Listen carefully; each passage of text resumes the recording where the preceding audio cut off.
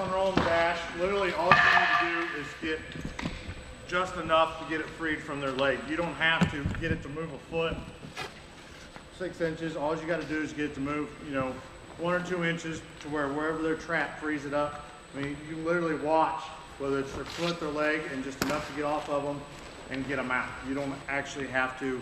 I mean, there might be instances where you have to go a little bit further, and like there, if you had trouble getting it to go as far as you want, you make your relief cuts deeper.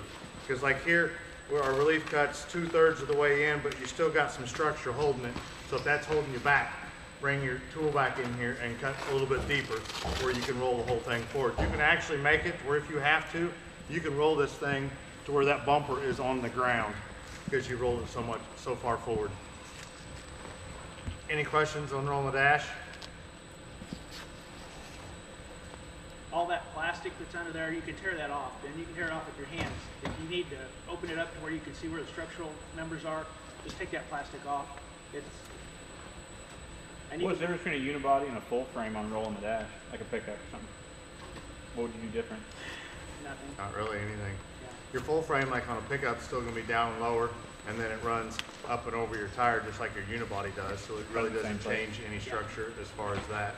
You know, your lower A pillar is going to be a little bit thicker on a pickup, so you're definitely going to have to cut deeper, or you may have to cut the whole thing because it's structurally bigger and obviously holding more weight than a car. But other than that, it's just physics. It's stronger, bigger. So you just have to... I don't. Central Plant. Do you guys have a pedal cutter anymore? Yep.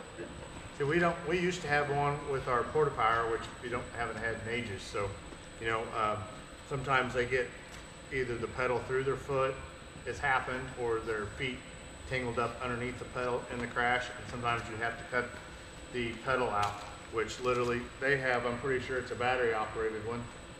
No? Hand pump. Is it on your hand pump still? And it's literally just almost a miniature version of that. It's just a C, and you go in there and you pump it up, and you, if you have to, you cut the pedal. In our case, if we had that scenario, we would obviously call for them for help. So, yeah, what's the bad thing about Sawzall? Shakes. The vibration is literally going to drive them insane. The pain factor, and also the bleeding opportunity. Anytime you're vibrating tissue that's been injured, it's not good. Well, I mean, that's one of the things. So, and we're fortunate that they usually have somebody pretty quick when you get there, and that's part of your scene size up. You're looking at what it's going to take to get that patient out of the vehicle.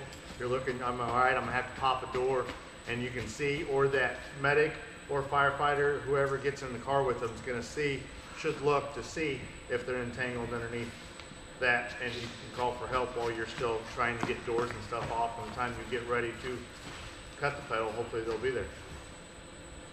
Does everybody know what a porta power is? Have any clue what a porta power is? Oh, I do. We're in one. Before they're bored. Okay.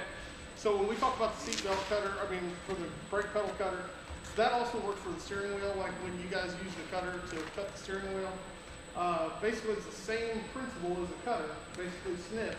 Like they said, it's a C, basically like this. A porta power is run by your hand, it's going like this. And it's hydraulic. So the problem is that one of the things is you have to tighten it up, make sure that there's pressure in the cylinder, and then you're pumping it up like this in order to either like this or down on the ground like this in order to make that run that hydraulic cutter to pinch it off. The problem that we have is sometimes people forget to either tighten it up, or where one thing that usually we run them like this, where the hose comes down from the bottom, we found that if you do that, it won't pump up. We actually have to lay it flat on the ground in order for it to produce the pressure that we need in order to snip that.